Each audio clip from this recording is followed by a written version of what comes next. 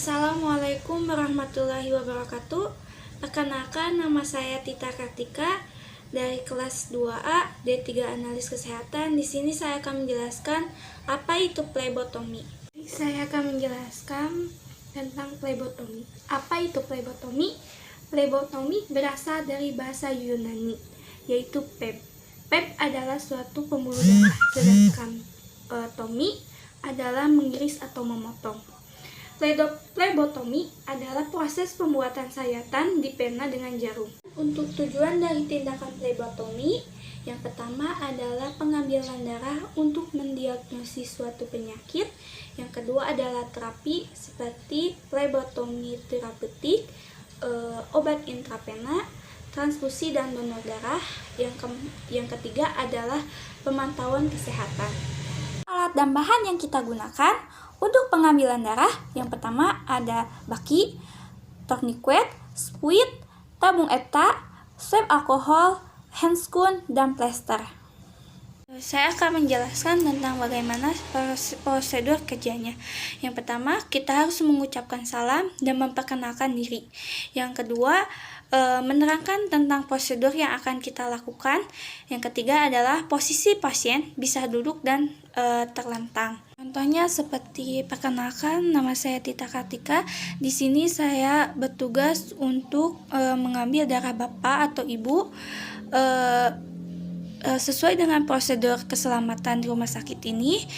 Bisakah Bapak memberitahu nama dan nama orang tua, menerangkan bagaimana prosedur yang akan kita lakukan, seperti Bapak hari ini atau Ibu, kita akan melakukan pengambilan darah pada pembuluh darah pena, penusukan pada bagian lipatan siku.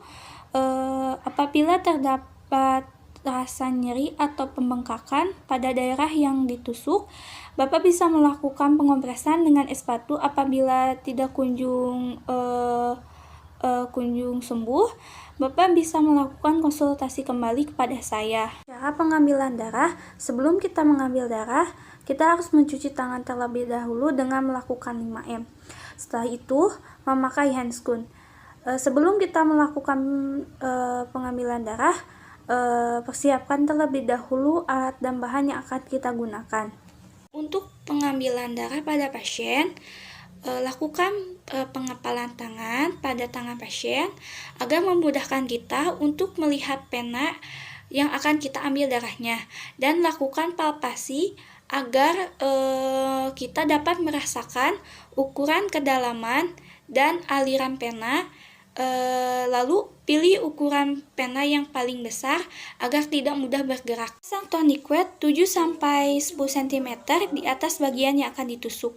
Lalu untuk pemakaian tourniquet, jangan terlalu ketat. Apabila terlalu ketat, darah tidak akan keluar, dan apabila terlalu longgar, darah tidak akan efektif. Lalu untuk pemasangannya lebih dari 1 menit, akan terjadi hemokonsentrasi. Desinfeksi terlebih dahulu pada bagian yang akan ditusuk menggunakan swab alkohol. Jarum ke dalam pena. Posisi lubang jarum menghadap ke atas dan dengan sudut 15-30 derajat. Lalu lepaskan tourniquet setelah darah terisi, kecuali pena kolaps. Tarik perlahan-lahan penghisap dan biarkan spet terisi darah. Lalu lepaskan jarum menggunakan kapas secara perlahan-lahan. Setelah itu, pasang penutup jarum dan lalu pasang plester pada bagian yang tertusuk. Masukkan darah ke dalam tabung ETA. Untuk cara memasukkannya harus melewati dinding pada tabung, tidak boleh tegak lurus, tapi harus pada sisi-sisi tabung. Setelah itu tutup dan homogen. Sekian yang dapat saya sampaikan. Mohon maaf apabila terdapat banyak kesalahan dalam perkataan atau perbuatan. Wassalamualaikum warahmatullahi wabarakatuh.